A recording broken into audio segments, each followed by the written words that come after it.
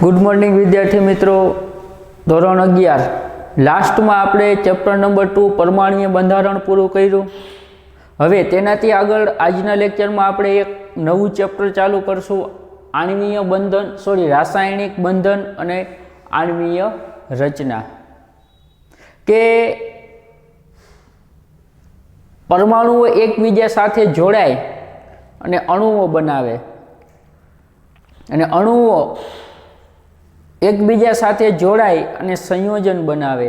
तो आ संयोजन अथवा अणुओ बनवामां जे इलेक्ट्रॉन उपयोग अथवा इलेक्ट्रॉने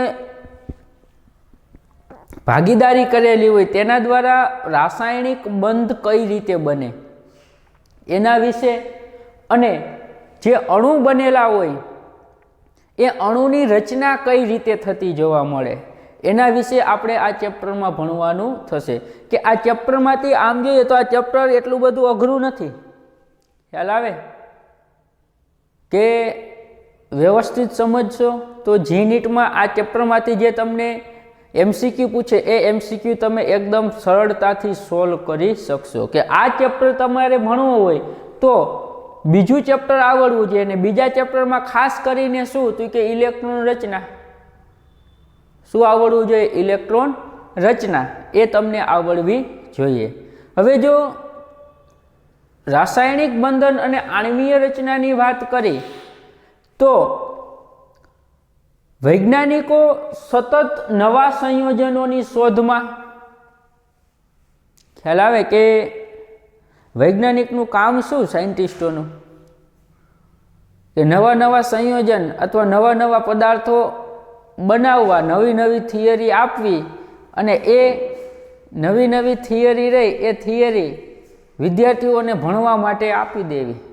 तमने ख्याल छे के झाड़ उपरथी सफरजन पड्युं अने न्यूटने पोताना नियमो बनावी दीधा अने ए नियमो हजी सुधी विद्यार्थीओ भणे पण ए सफरजन खाई गयो होत तो कांई न थात। ख्याल आवे तो ए ज रीते के वैज्ञानिकोनुं साइंटिस्टोनुं काम शुं के नवा नवा संयोजनोनी शोध करवी, तेमना विशेनी हकीकतो क्रमित रीते गोठववामां अस्तित्व धरावता ज्ञान साथे तेमने समजाववानो प्रयत्न करवो अने नवीन अवलोकित थयेली हकीकतोने समजाववा माटे अगाउना मंतव्योने सुधारवामां अथवा नवा सिद्धांतोनो उदय करवानो प्रयत्न करी रह्या होय। के नवा नवा संयोजनो बनावे एटले एने कंईक ने कंईक नवुं शीखवा मळे तो ए संयोजनो बनी जाए पछी एनी हकीकतो के कई रीते बन्युं, कया परमाणुनो उपयोग थयो होय, एनो आकार केवो होय, पछी ते अस्तित्व धरावता ज्ञान साथे अने तेमने समजाववानो प्रयत्न करवामां आवे।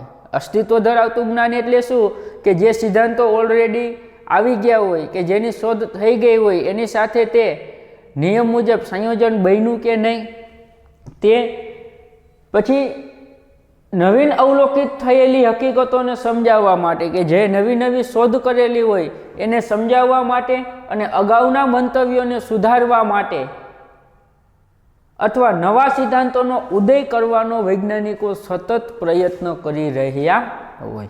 ख्याल आवे तो कोईपण संयोजन बने तो एमणम न बने। तो ए संयोजन तमे धारो के तमे कोई पदार्थ बनावी दीधो, ख्याल आवे तमे शियाळानी अंदर करवा बैठा होय अड़दिया,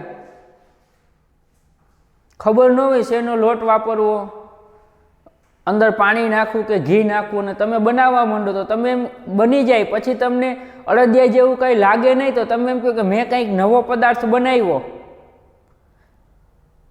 ख्याल आवे के जे पदार्थ एटलो कठण हतो के दांतथी तमे खाओ, मोढामां नाखो अने तमे बटकું भरो तो दांत ए पदार्थनी अंदर ज रही जाय। तो तमे एमां विचारो के आवुं केम थयुं? तो वरी कोक ज्ञानी पुरुष बाजुमां बेठो होय तो एम कहे के भाई आमां खांडनी चासणी रही ए वधारे आवी गई होय एटले आ पदार्थ रह्यो ए कठण थई गयो। ख्याल आवे जे पदार्थ बनाव्यो ए कठण न थयो, एकदम ढीलो रह्यो તો ખાવા માટે ચમચીનો રકાબીનો ઉપયોગ કરવો પડે, તો વળી એમાં કોઈક અવલોકન કરે, ભાઈ આ શું મિસ્ટેક થઈ, ઓના ઘરે તો આપણે જે વસ્તુ જોઈ હતી, અડદિયા જોયા હતા, એ તો એકદમ વ્યવસ્થિત હતા, આપણી ઘરે કેમ આવા થયા? તો એવા એની અંદર શું થાય? અવલોકનો થાય. તો કોઈ પણ વૈજ્ઞાનિકો પદાર્થ બનાવે તો એ પદાર્થ ડાયરેક્ટ એ સંયોજનનો ઉપયોગ નથી કરી શકતા. એ કઈ રીતે બન્યો, આગળનો કોઈ ખ્યાલ એમાં ઉપયોગમાં લેવાનો, અથવા એના ઉપરથી કોઈ નવા સંશોધનો હજી આગળ થઈ શકે, એ બધા વિશે વૈજ્ઞાનિકો માહિતી મેળવતા હોય. તો આ ચેપ્ટરમાં આપણે આગળ જોઈએ તો ખાસ સમજજો.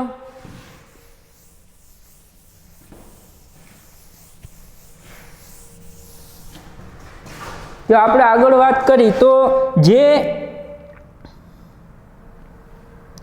દ્રવ્ય એક અથવા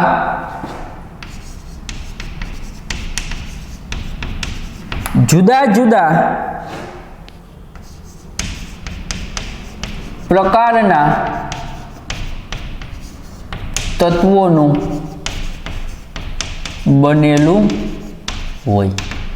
જો આપણે દ્રવ્યની વાત કરી, દ્રવ્ય એટલે શું? આપણે પહેલા ચેપ્ટરમાં ભણી ગયા કે જે કોઈ જગ્યા રોકે, કે જેને કોઈ દળ હોય એને શું કહેવાય? દ્રવ્ય. ધારો કે ચોકની વાત કરું તો ચોક દ્રવ્યથી, હું ખાંડ લઉં તો ખાંડ શું થયું? દ્રવ્ય. તો આ જે દ્રવ્ય રહ્યું એ દ્રવ્ય એક અથવા જુદા જુદા પ્રકારના તત્વોનું બનેલું હોય.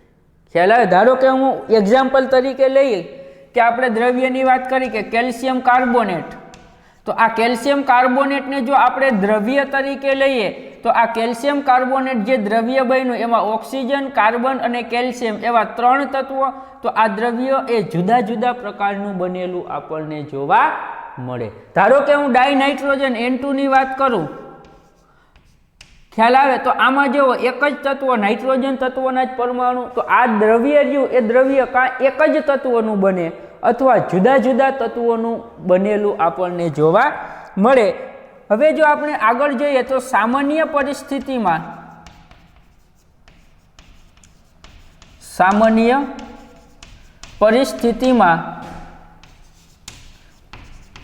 ઉમદા વાયુ સિવાય અન્ય કોઈ તત્વ કુદરતમાં લગભગ સ્વતંત્ર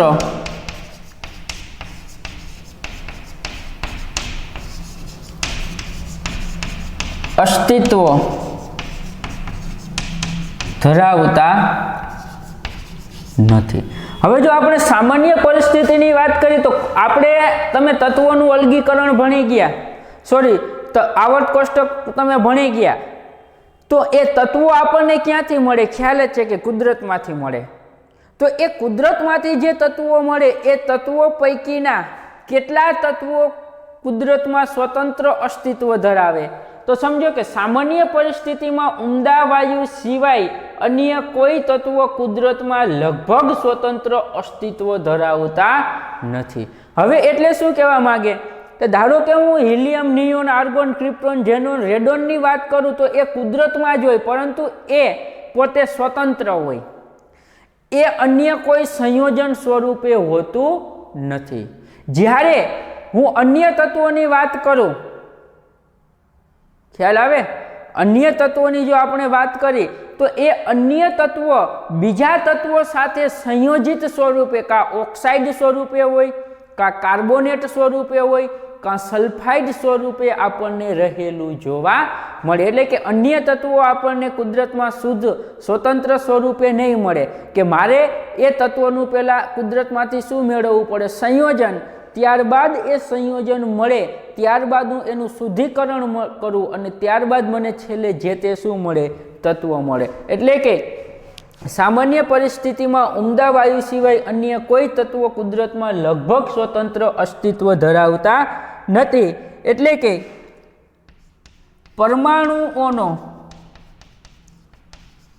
પરમાણુઓનો સમૂહ જે અસ્તિત્વ ધરાવે તે લાક્ષણિક ગુણધર્મ ધરાવતી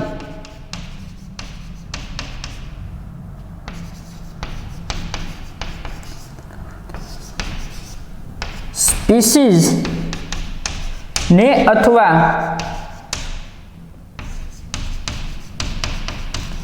પરમાણુના સમૂહને અણુ કહે છે। સમજો અહીંયા અણુની ડેફિનેશન આવી। અણુ કોને કહેવાય? તો કે એક કરતાં વધારે પરમાણુઓ ભેગા મળે અને શેની રચના કરે? અણુની રચના કરે। ધારો કે H2 અણુ, H2 અણુમાં કેટલા હાઇડ્રોજનના પરમાણુ હોય? 2।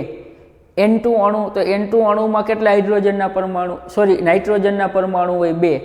H2O અણુ, તો એમાં હાઇડ્રોજન અને ઓક્સિજનના પરમાણુ જોવા મળે। તો આ સમજો પરમાણુના સમૂહને આપણે કોના તરીકે ઓળખતા હોય?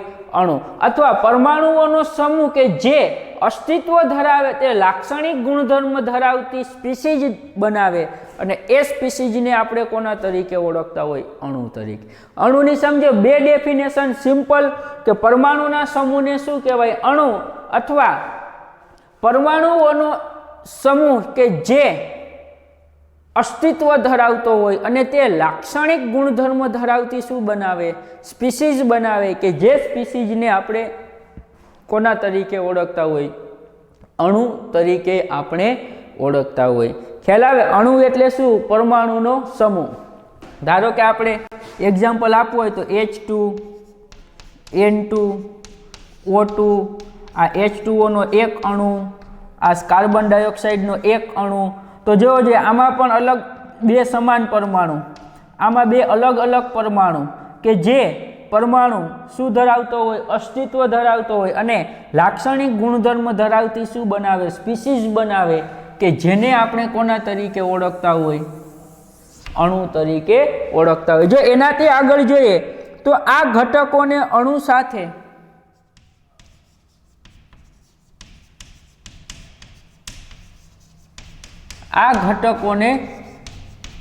અણુ સાથે જકડી અથવા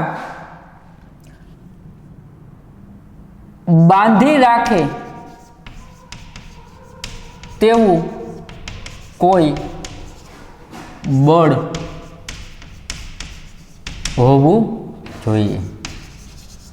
સમજો કે આ જે ઘટકો કે આ H2 અણુમાં બે હાઇડ્રોજનના પરમાણુ આવ્યા, તો આ બે હાઇડ્રોજન પરમાણુના ઘટકોને એકબીજા સાથે જકડી રાખે તેવું જે અણુ બન્યો એ અણુમાં અથવા એ અણુ સાથે હાઇડ્રોજનના બે પરમાણુને જકડી રાખે તેવું કોઈ બળ હોવું જરૂરી। નકર તો આ બંને કેવા થઈ જાય? છૂટા પડી જાય। તો આ અણુની રચના થઈ ભાઈ, તો એ અણુની રચના શા માટે થઈ? ખ્યાલ આવે? તો એ અણુની રચના થવા માટે જે બે હાઇડ્રોજનના પરમાણુ રહ્યા, તો એ બંને હાઇડ્રોજનના પરમાણુ સાથે કોઈ ચોક્કસ પ્રકારના શું હોવા જોઈએ? આકર્ષણ બળો હોવા જોઈએ।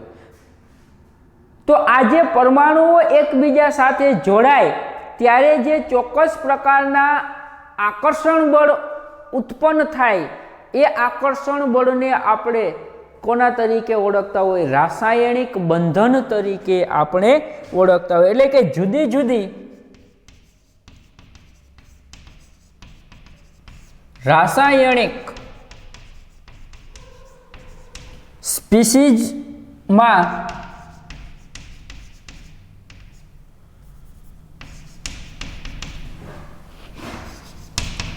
જુદા જુદા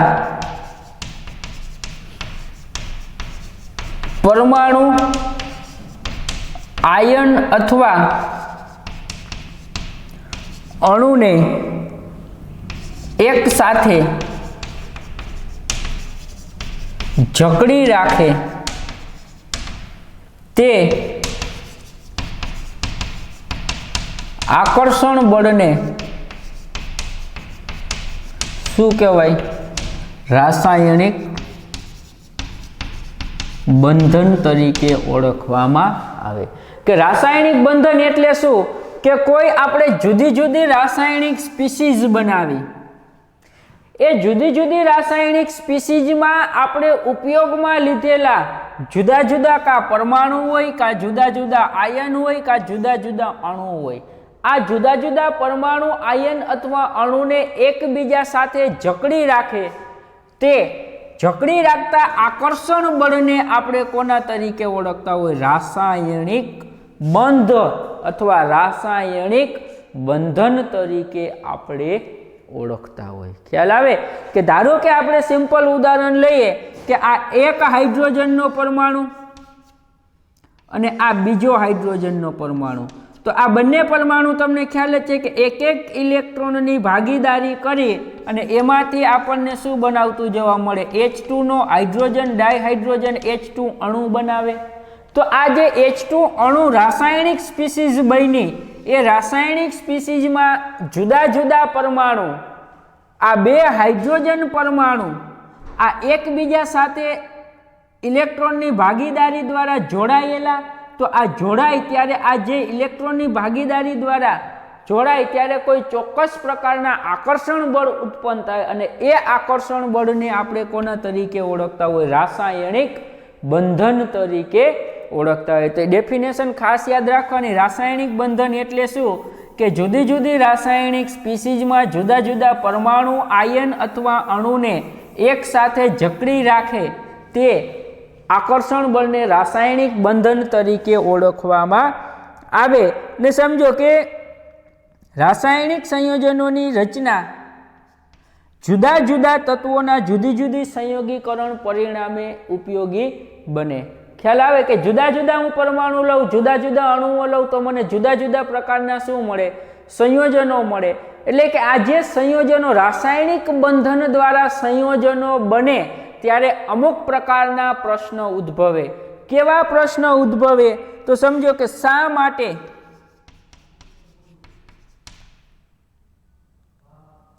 પરમાણુઓ સંયોજાય?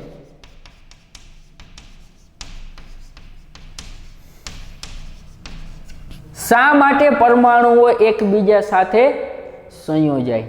અને પરમાણુઓ એકબીજા સાથે સંયોજાય તો શા માટે અમુક ચોક્કસ સંયોજન બને?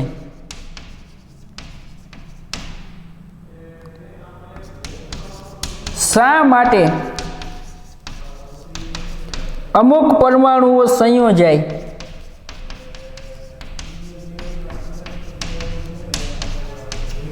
બીજા પરમાણુઓ સંયોજાતા નથી? અને શા માટે ચોક્કસ આકાર ધરાવે? સમજો કે જ્યાં આ રાસાયણિક બંધન દ્વારા આપણને જુદા જુદા પરમાણુઓ જુદા જુદા અણુઓ જુદા જુદા સંયોજનોની રચના થતી જોવા મળે, તો એ રચનામાં આપણને અમુક પ્રકારના પ્રશ્ન ઉદ્ભવે. કેવા? તો કે શા માટે અમુક પરમાણુઓ જોડાય? ધારો કે હું એમ કહું કે હાલો આ હાઇડ્રોજન વત્તા હાઇડ્રોજન જોડાય અને H2 બની ગયો, પરંતુ આ હાઇડ્રોજન અને હિલિયમ જોડાય અને HEH બનશે? નહીં બને. ધારો કે હું બે હિલિયમના પરમાણુ લઉં તો અહીંયા He2 પોસિબલ બનશે? નહીં બને. તો શા માટે અમુક પરમાણુઓ જ એકબીજા સાથે સંયોજાય? આ બધા પ્રશ્નો, ક્વેશ્ચન માર્ક. ખ્યાલ આવે? અને શા માટે અમુક ચોક્કસ સંયોજનો જ બનાવે? ખ્યાલ આવે? કે શા માટે અમુક પરમાણુઓ જ એકબીજા સાથે જોડાય અને એ અમુક પરમાણુઓ એકબીજા સાથે જોડાય ત્યારબાદ શા માટે અમુક ચોક્કસ પ્રકારના જ સંયોજનો બનતા આપણને જોવા મળે? અને શા માટે અમુક પરમાણુઓ સંયોજાય અને બીજા પરમાણુઓ સંયોજાતા નથી? કે બધા જ પરમાણુ એકબીજા સાથે સંયોજાય અને સંયોજનો બનાવે એવું જરૂરી નહીં. બધા જ એકબીજા સાથે જોડાય અને સંયોજનો બનાવતા નથી. ત્યારબાદ કે શા માટે ચોક્કસ આકાર ધરાવે? લે, આ નવું આવ્યું કે આજે પરમાણુઓ એકબીજા સાથે જોડાય અને અણુ બનાવે તો એ અણુ ચોક્કસ પ્રકારનો શું ધરાવે? આકાર ધરાવે. ઇલેક્ટ્રોન કઈ રીતે ગોઠવાયેલા હોય, ઇલેક્ટ્રોનની અન્ય પરમાણુઓ સાથે કઈ રીતે ભાગીદારી થઈ હોય, તો એને આધારે આપણને એ અણુઓના શું ઉત્પન્ન થતા જોવા મળે?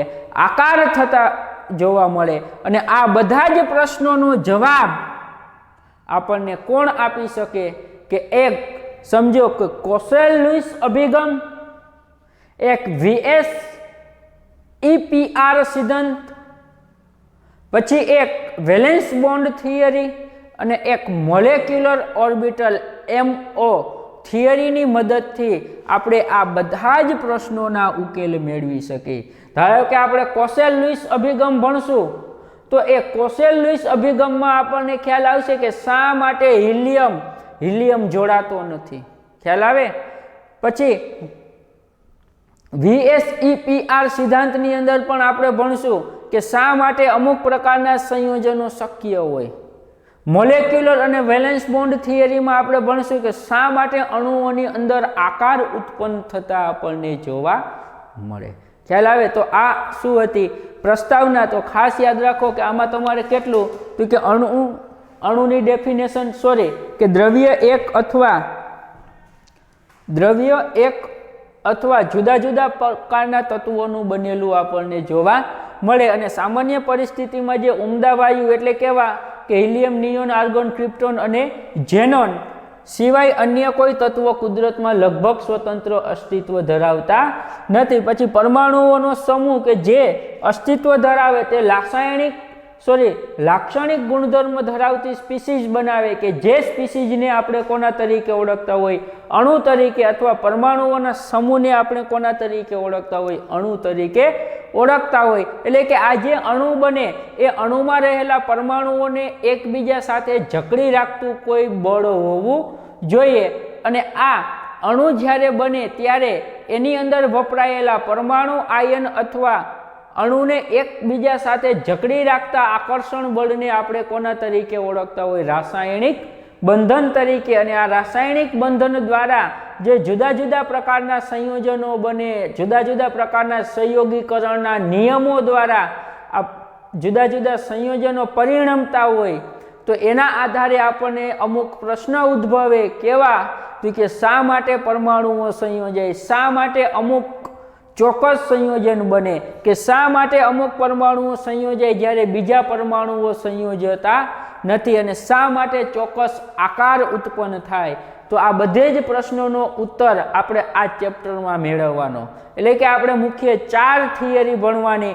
એક કોસેલ-લુઈસ અભિગમ, એક VS-EPR સિદ્ધાંત, એક VB થિયરી અને એક MO થિયરી. તો આપણે 1 by 1 ચાલુ કરી કે આજના લેક્ચરમાં સૌપ્રથમ આપણે કોસેલ-લુઈસ અભિગમ વિશે જોશું.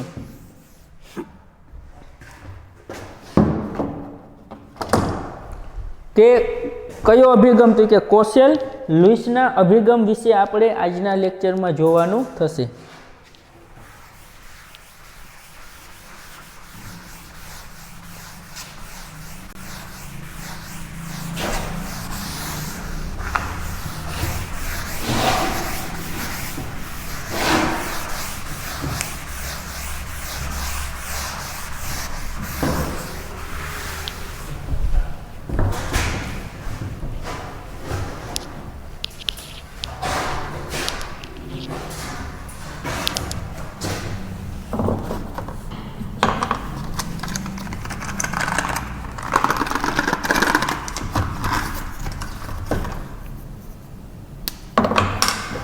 તો ચાલો આજે આપણે ચેપ્ટર નંબર 4 માં જોઈએ કોસેલ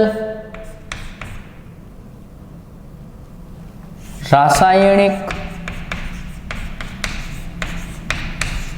બંધન માટે કોસેલ-લુઈસ અભિગમ.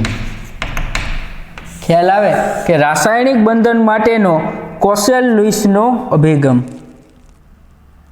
હવે સમજો કે બંને આપણે અલગ અલગ જોવાના થશે કે સૌપ્રથમ આપણે લુઈસ અભિગમ વિશે આપણે વાત કરશું અને ત્યારબાદ આપણે કયા અભિગમ વિશે વાત કરશું? કોશેલના અભિગમ વિશે આપણે વાત કરશું કે જો આપણે રાસાયણિક બંધન માટે કોશેલ અને લુઈસ અભિગમની વાત કરીએ તો ઇલેક્ટ્રોનના સંદર્ભમાં રાસાયણિક બંધનની રચના કે કોઈ પણ રાસાયણિક સંયોજન બને તો એ રાસાયણિક સંયોજન બનવા માટે વાસ્તવમાં ઇલેક્ટ્રોન બાહ્યતમ કોષમાં જે ઇલેક્ટ્રોન રહેલો હોય એ ઇલેક્ટ્રોનની આપણને ભાગીદારી થતી જોવા મળે. એટલે કે વાસ્તવમાં કે આ રાસાયણિક બંધ દ્વારા જે કોઈ અણુ અથવા સંયોજનની રચના બને એના માટે ઘણા બધા વૈજ્ઞાનિકોએ પ્રયત્નો કરેલા કે રાસાયણિક બંધનને સમજાવવા માટે ઘણા બધા વૈજ્ઞાનિકોએ પ્રયત્ન કરેલા, પરંતુ તેમાંથી 1916ની સાલમાં કોશેલ અને લુઈસ આ બંને વૈજ્ઞાનિકોએ આ રાસાયણિક બંધ કઈ રીતે બને એ ના વિશેની તેને સંપૂર્ણ માહિતી આપી. ઘણા બધા વૈજ્ઞાનિકોએ પ્રયત્ન કરેલા, ખ્યાલ આવે, પરંતુ સંપૂર્ણ વ્યવસ્થિત રીતે માહિતી કોને આપી? કોશેલ લુઈસ અભિગમે. તો એમાં સૌપ્રથમ આપણે લુઈસ અભિગમની વાત કરી. ખ્યાલ આવે કે સૌપ્રથમ આપણે લુઈસની વાત કરી તો લુઈસે પરમાણુને એક ધનભાર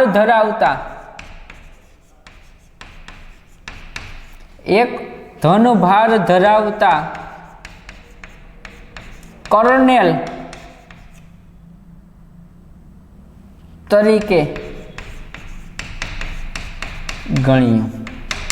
સમજો કે લુઈસે પરમાણુને એક ધનભાર ધરાવતા કર્નેલ તરીકે ગણ્યું. હવે કર્નલ અથવા કર્નેલ એટલે શું? ખાસ યાદ રાખજો કે કર્નેલ એટલે કેન્દ્ર અને કેન્દ્ર તથા અંદરના ઇલેક્ટ્રોન. કે કર્નેલ એટલે શું થાય? કેન્દ્ર અને અંદરના ઇલેક્ટ્રોન. હવે સમજો કે કર્નેલ એટલે શું એ આપણે સમજી. હું અહીંયા લઉં સોડિયમ. તમને ખ્યાલ છે કે સોડિયમનો પરમાણુ ક્રમાંક કેટલો થાય? 11. એની ઇલેક્ટ્રોન રચના તમને ખ્યાલ હોય 1s2, 2s2, 2p6 અને 3s1. આ જે 3s1 કક્ષક રહી એ સોડિયમ માટે સમજો બાહ્યતમ કક્ષક,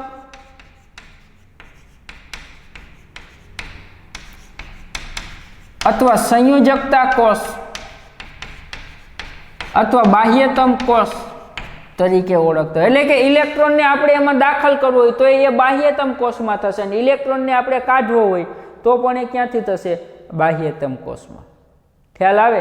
હવે આપણે આ સોડિયમનું બંધારણ જોઈએ તો આ મુજબ હશે કે આ પરમાણુનું શું થયું? કેન્દ્ર.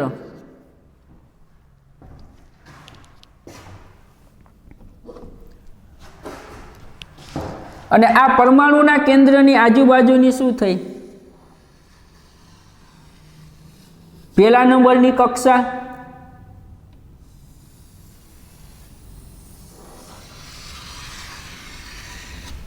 આ બીજા નંબરની કક્ષા,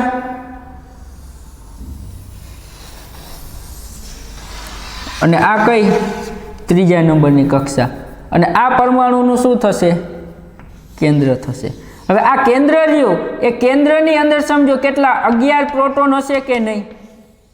હવે જો આપણે ઇલેક્ટ્રોનની વાત કરી તો આ પહેલા નંબરની કક્ષામાં 2 ઇલેક્ટ્રોન હશે, આ બીજા નંબરની કક્ષામાં 8, 1, 2, 3, 4, 5, 6, 7 અને 8. અને ત્રીજા નંબરની કક્ષામાં કેટલા? 1 ઇલેક્ટ્રોન. તો 11 ઇલેક્ટ્રોન થઈ ગયા. હવે સમજો કર્નેલ એટલે શું? કે હું આ ત્રીજા નંબરની કક્ષાને દૂર કરી દઉં, બાહ્યતમ કક્ષામાં જે ઇલેક્ટ્રોન રહ્યા એ ઇલેક્ટ્રોનને દૂર કરી દઉં, તો આ આખી કક્ષક જ ગુમ થઈ જાય કે નહીં? જોવો જોઈએ. ક્લિયર?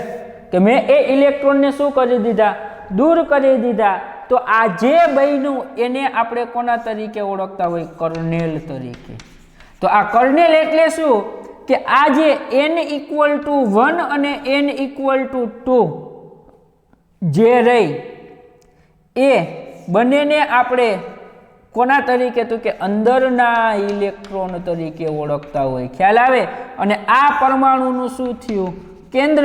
તો આ અંદરની કક્ષાના ઇલેક્ટ્રોન અને પરમાણુના કેન્દ્રને આપણે કોના તરીકે ઓળખતા હોય? કર્નેલ તરીકે. હવે આપણે આ સોડિયમ માંથી એક ઇલેક્ટ્રોન દૂર કર્યો તો આ Na+ બની ગયો.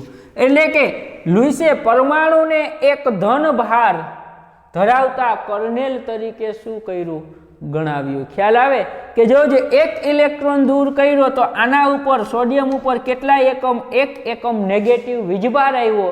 તો આ જે ધન વીજભાર ધરાવતો કોઈ આયન અથવા જે સ્પીસીઝ બને એ સ્પીસીઝને લુઈસે શું કીધું? કર્નેલ. ખ્યાલ આવે? કર્નેલ એટલે શું? તો કે પરમાણુનું કેન્દ્ર અને અંદરની કક્ષાના ઇલેક્ટ્રોન. તો આ સોડિયમ, તો આ 3s ને બાદ કરું તો આ 3s ની અંદર આ 1s2 2p 2s2 2p6 રહ્યા તો એ અંદરના ઇલેક્ટ્રોન કહેવાય. તો અંદરના ઇલેક્ટ્રોન અને કેન્દ્ર ને આપણે કોના તરીકે ઓળખતા હોય? કર્નેલ તરીકે ઓળખતા હોય. ક્લિયર? તો આને આપણે કોના તરીકે ઓળખતા હોય? કર્નેલ. હવે એનાથી આગળ આપણે વાત કરી તો જે આ પરમાણુ રહ્યું એમાં જે આ બાહ્ય કોષ રહ્યો એ બાહ્ય કોષમાં વધુમાં વધુ 8 ઇલેક્ટ્રોન, સમજો, વધુમાં વધુ 8 ઇલેક્ટ્રોન સમાવી શકાય. કે ધારો કે હું એમ કહું કે આ સોડિયમ માટે હવે આ Na+ કર્નેલ માટે આ n=2 નંબરની કક્ષા રહી એ આપણા માટે બાહ્ય કોષ થયો કે નહીં? તો કોઈ પણ બાહ્ય કોષમાં વધુમાં વધુ આપણે કેટલા ઇલેક્ટ્રોન સમાવી શકીએ? 8. એટલે કે S કક્ષકના 2 અને P કક્ષકના 6 મળી ટોટલ બાહ્યતમ કોષમાં આપણે કેટલા ઇલેક્ટ્રોન સમાવી શકીએ? 8. તો એને આપણે કોના નિયમ તરીકે ઓળખતા હોય? અષ્ટકના નિયમ તરીકે ઓળખતા હોય. ખ્યાલ આવે? બીજું સેન્ટેન્સ શું કીધું? કે બાહ્ય કોષમાં વધુમાં વધુ કેટલા? તો કે 8 ઇલેક્ટ્રોન સમાવી શકાય.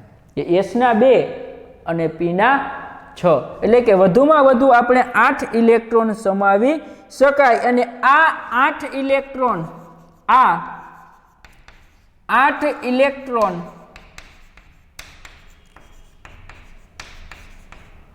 કર્નેલની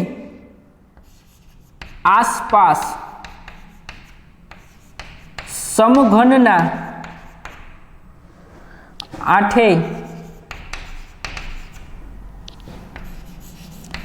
ખૂણાઓ પર ગોઠવાયેલા હોય. હવે સમજો કે આ જે 8 ઇલેક્ટ્રોનની ગોઠવણી કઈ રીતે થયેલી હોય? કે 8 ઇલેક્ટ્રોનની ગોઠવણીની વાત કરીએ તો આપણે આ સમઘન લઈએ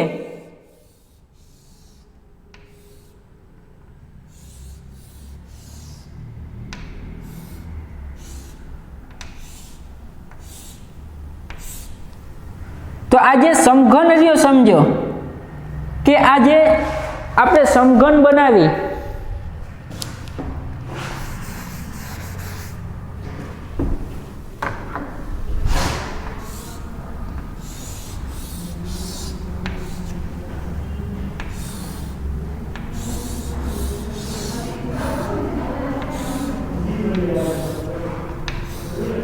તો આ જે સમઘનના સમજો 8 ખૂણા રહ્યા, 1 આ 2 આ 3 આ 4 5 6 7 અને 8.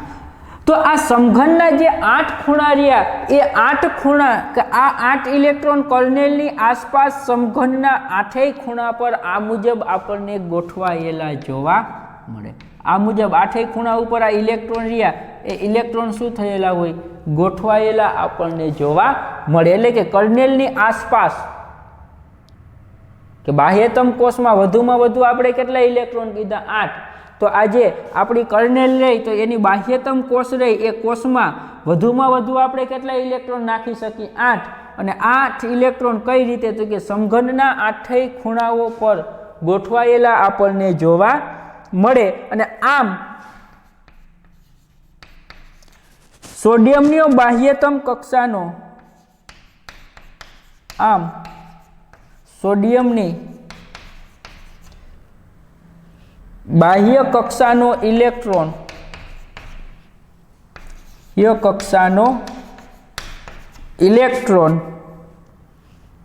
સમઘનના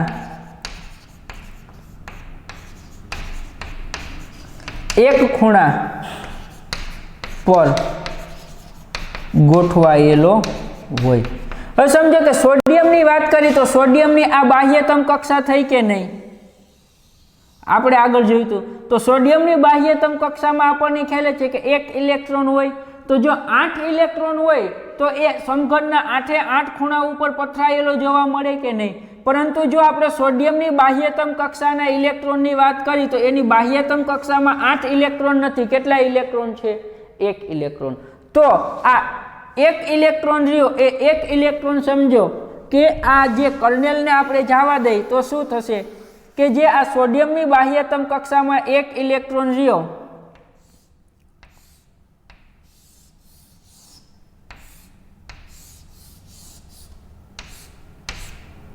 એ સમઘનના કોઈ પણ એક છેડા ઉપર શું થયેલો હોય? ગોઠવાયેલો આપણને જોવા મળે। ધારો કે બાહ્યતમ કોષમાં 8 ઇલેક્ટ્રોન હોત તો 8 સમઘનના છેડા ઉપર શું થાત? ગોઠવાઈ જાત। પરંતુ સોડિયમની બાહ્યતમ કક્ષામાં કેટલો ઇલેક્ટ્રોન? 1। તો એ ફક્ત ને ફક્ત કેટલા છેડા ઉપર અથવા કેટલા ખૂણા ઉપર ગોઠવાય? 1 ખૂણા ઉપર ગોઠવાયેલો આપણને જોવા મળે। એટલે કે 1 ખૂણા ઉપર સોડિયમનો જે ઇલેક્ટ્રોન રહ્યો એ ઇલેક્ટ્રોન ગોઠવાયેલો આપણને જોવા મળે। અને જો આપણે ઉમદા વાયુની વાત કરીએ તો સમજો કે ઉમદા વાયુના 8 ઇલેક્ટ્રોન સમઘનના 8 ખૂણા ઉપર ગોઠવાયેલા હોય। કે જો આપણે ઉમદા વાયુની વાત કરીએ તો ઉમદા વાયુ કેવા? હિલિયમ, નિયોનની ઇલેક્ટ્રોન રચના શું થાય? 1s2 2s2 2p6। તો એની જો જે બાહ્યતમ કક્ષામાં કેટલા ઇલેક્ટ્રોન? 8। 18 આર્ગોનની વાત કરી તો argon 1s2 2s2 2p6 3s2 3p6। તો એની બાહ્યતમ કક્ષામાં પણ જેવો છે કેટલા ઇલેક્ટ્રોન? 8 ઇલેક્ટ્રોન। તો આ જે ઉમદા વાયુના 8 ઇલેક્ટ્રોન બાહ્યતમ કોષમાં રહ્યા એ 8 ઇલેક્ટ્રોન એ સમઘનના કેટલા? 8 ખૂણા ઉપર ગોઠવાયેલા હોય। એટલે કે આ એક ઇલેક્ટ્રોન નિષ્ક્રિય વાયુનો, આ બીજો ઇલેક્ટ્રોન, આ ત્રીજો ઇલેક્ટ્રોન, આ ચોથો ઇલેક્ટ્રોન, આ પાંચમો ઇલેક્ટ્રોન, આ છઠ્ઠો, આ સાતમો અને આ આઠમો। એટલે કે 8 ઇલેક્ટ્રોન સમઘનના કેટલા? તો કે 8 ખૂણા ઉપર પથરાયેલા આપણને જોવા મળે। હવે એનાથી આગળ આપણે જોઈએ તો કે આપણે જોયું કે ઉમદા વાયુમાં જે 8 ઇલેક્ટ્રોન રહ્યા એ 8 ઇલેક્ટ્રોન સમઘનના કેટલા? તો કે 8 ખૂણા ઉપર પથરાયેલા આપણને જોવા મળે। એટલે કે લુઈસે કીધું કે પરમાણુ જ્યારે રાસાયણિક બંધનથી જોડાય,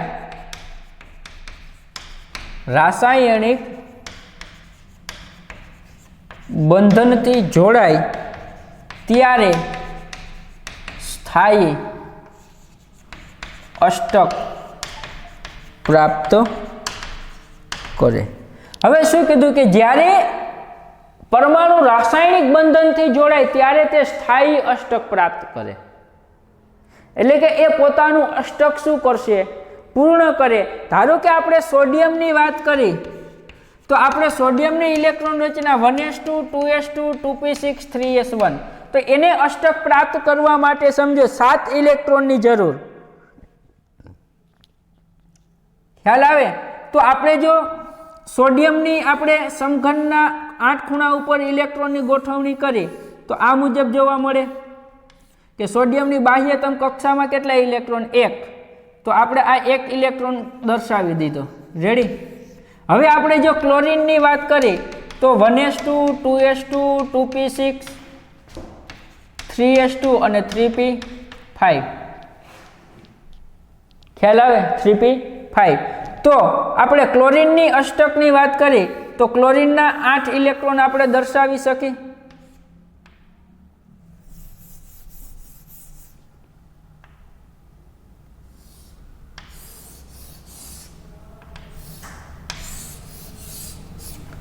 કે ક્લોરીનની બાહ્યતમ કક્ષામાં કેટલા 7 ઇલેક્ટ્રોન, તો આ 1, આ 2, આ 3, 4, 5, 6 અને આ 7 ઇલેક્ટ્રોન આપણે દર્શાવી દીધા. તો આ સમજો કે આને અષ્ટક પૂર્ણ કરવા 1 ઇલેક્ટ્રોનની જરૂર, આને 7 ઇલેક્ટ્રોનની. તો આ સોડિયમ શું કરશે કે આ જે બાહ્યતમ કક્ષામાં રહેલો ઇલેક્ટ્રોન રહ્યો એ ઇલેક્ટ્રોન તે ગુમાવશે, અને ગુમાવે એટલે સોડિયમનું રૂપાંતરણ શેમાં થાય? એને પ્લસમાં. હવે આ સોડિયમમાંથી આ ઇલેક્ટ્રોન સમજો આપણે રિમૂવ કરી તો એને પ્લસની ઇલેક્ટ્રોન રચના કેવી થાય? 1s2 2s2 2p6 નિયોન જેવી.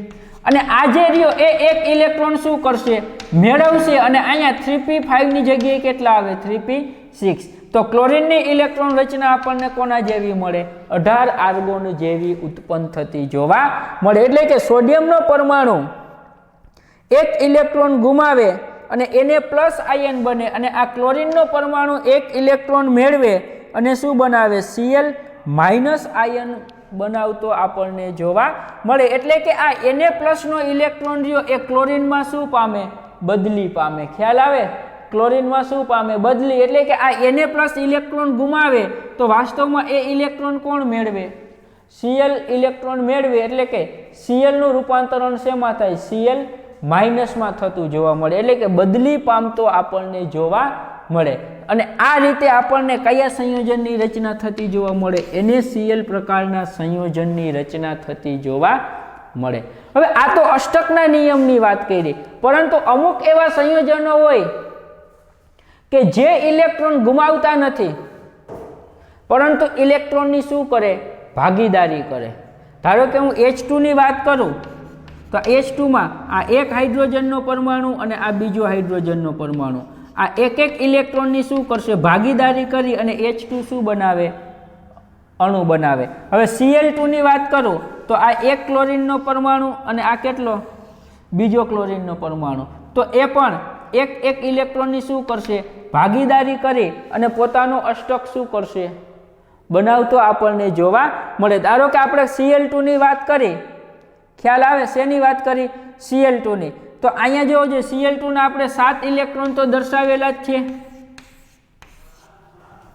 ખ્યાલ આવે? 7 ઇલેક્ટ્રોન Cl2 ના શું કરેલા? દર્શાવેલા. હવે અહીંયા આપણે બીજા Cl પરમાણુની વાત કરી, બીજો Cl પરમાણુ લઈએ તો આ એક ઇલેક્ટ્રોન, આ બીજો ઇલેક્ટ્રોન, આ ત્રીજો ઇલેક્ટ્રોન, આ ચોથો ઇલેક્ટ્રોન, આ પાંચમો ઇલેક્ટ્રોન, 1 2 3 4 5 6 અને આ કયો થયો? 7. તો શું થશે કે જે અહીંયા ઇલેક્ટ્રોન રહ્યા સમજો,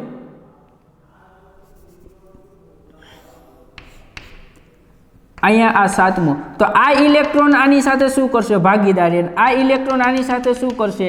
ભાગીદારી. અને આપણને કયો અણુ બનાવે? Cl2 અણુ બનાવતો આપણને જોવા મળે. તો આ કોનો અભિગમ હતો? તો કે લુઈસનો અભિગમ. હજી આપણે આમાં લુઈસ સંજ્ઞા વિશે જોવાનું થશે. એ લુઈસ સંજ્ઞા આપણે નેક્સ્ટ લેક્ચરમાં જોશું. Thank you.